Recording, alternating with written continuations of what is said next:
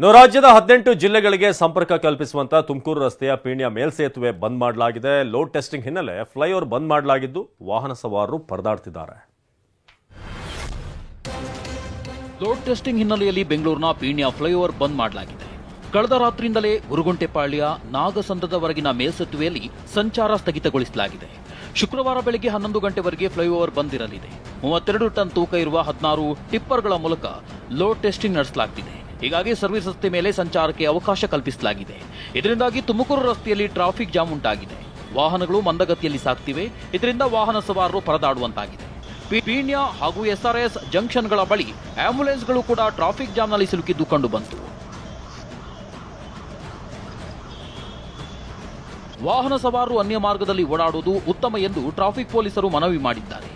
ಜನವರಿ 19ರ ಬೆಳಗ್ಗೆ flyover open ಮಾಡಲಾಗುತ್ತೆ ಎಂದು ಉತ್ತರ ವಿಭಾಗದ ಸಂಚಾರ ಡಿಸಿಪಿ ಸಿರಿ ಗೌರಿ ಹೇಳಿದ್ದಾರೆ. ಫ್ಲೈಓವರ್ ವೆಯ್ಟ್ ಬೇರಿಂಗ್ ಕೆಪಾಸಿಟಿನ ಟೆಸ್ಟ್ ಮಾಡಲಿಕ್ಕೆ ಟೆಸ್ಟಿಂಗ್ ನಡೀತಾ ಇದೆ. ಸೊ ಹಂಗಾಗಿ ನಾಡಿದ್ದು ಬೆಳಿಗ್ಗೆ ವರೆಗೂ ಇದು ಕ್ಲೋಸ್ ಆಗಿರುತ್ತೆ. ಸೊ ಇಲ್ಲಿ ಪೀಣ್ಯ ಜಂಕ್ಷನ್ ಮತ್ತೆ ಮುಂದೆ ಜಾಲಹಳ್ಳಿ ಜಂಕ್ಷನ್ ಇದೆಲ್ಲ ಬಹಳ ಟ್ರಾಫಿಕ್ ಕಂಜೆಷನ್ ಜಾಸ್ತಿ ಇರುತ್ತೆ. ಸೊ ಆದಷ್ಟು ಜನತೆಗೆ ನಮ್ಮ ಮನವಿ ಏನಂದ್ರೆ ಈ ಕಾಲದಲ್ಲಿ ಯಾರನ್ನ ನಂಬೋದು ಯಾರನ್ನ ಬಿಡೋದು ಅಂತ ಹೇಳೋಕೆ ಸಾಧ್ಯವಿಲ್ಲ. ಯಾಕಂದ್ರೆ ಬೆಂಗಳೂರಿನಲ್ಲಿ ಪರಿಚಯ ಇರೋಳೆ ಆಯುರ್ವೇದಿಕ್ ಮಸಾಜ್ ಸೆಂಟರ್ಗೆ ನುಗ್ಗಿಸಿ ರಾಬರಿ ಮಾಡಿಸಿದ್ದಾಳೆ. ಕೊನೆಗೂ ಗ್ಯಾಂಗ್ನ ಹೆಡೆಮುರಿ ಕಟ್ಟಿದೆ ಪೊಲೀಸರು.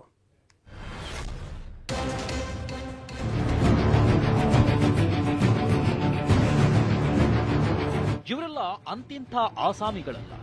ಆಯುರ್ವೇದಿಕ್ ಮಸಾಜ್ ಸೆಂಟರ್ಗೆ ನುಗ್ಗಿ ಅಟ್ಟಹಾಸಗೈದಿದ್ದ ಆರೋಪಿಗಳು. ಅಂದಹಾಗೆ ಜನವರಿ 14ರಂದು ತಿಂಡ್ಲು ಸರ್ಕಲ್ನಲ್ಲಿರುವ ಗಂಗಾ ಆಯುರ್ವೇದಿಕ್ ಮಸಾಜ್ ಸೆಂಟರ್ನಲ್ಲಿ ರಾಬರಿ ಮಾಡಿದ್ರು. ಮಸಾಜ್ ಸೆಂಟರ್ ನಡೆಸುತ್ತಿದ್ದ ಅನುಶ್ರೀ ಎಂಬುವರ ಬಳಿ ಇದ್ದ ಹಣವನ್ನ ದೋಚಿದ್ರು. ರೇಣುಕಾ ಹಾಗೂ ಆಕೆಯ ಪತಿ ಗುರು ಎಂಬುವರು ಜನವರಿ 13ರಂದು ಮಸಾಜ್ ಸೆಂಟರ್ಗೆ ಬಂದಿದ್ರು. ಅಂದೇ ಅನುಶ್ರೀ ಬಳಿ ಇರೋ ಹಣ, ಚಿನ್ನಾಭರಣ ದೋಚಲು ದಂಪತಿ ಸ್ಕೆಚ್ ಹಾಕಿದ್ರು. ಮಾರನೇ ದಿನ ಅಂದ್ರೆ ಜನವರಿ 14ರಂದು ಥೆರಪಿಸ್ಟ್ ಅನುಶ್ರೀ ಒಬ್ಬರೇ ಇದ್ದಾಗ 2 ಬೈಕ್ನಲ್ಲಿ ಗುರು, ಪ್ರಭಾವತಿ, ರುದ್ರೇಶ್, ಸಂದೀಪ್ ಎಂಬುವರು ಮಸಾಜ್ ಸೆಂಟರ್ಗೆ ಬಂದಿದ್ದಾರೆ. ತಕ್ಷಣ ಕೆಮಿಕಲ್ ಇದ್ದ ಕರ್ಚೀಫ್ ಅನ್ನ ಅನುಶ್ರೀ ಮುಖಕ್ಕೆ ಇಟ್ಟಿದ್ದಾರೆ. ಆಕೆ ಮೂರ್ಛೆ ಹೋಗ್ತಿದ್ದಂತೆ ಕೈಕಾಲು ಕಟ್ಟಿ ಚಿನ್ನಾಭರಣ ಲೂಟಿ ಮಾಡಿದ್ದಾರೆ.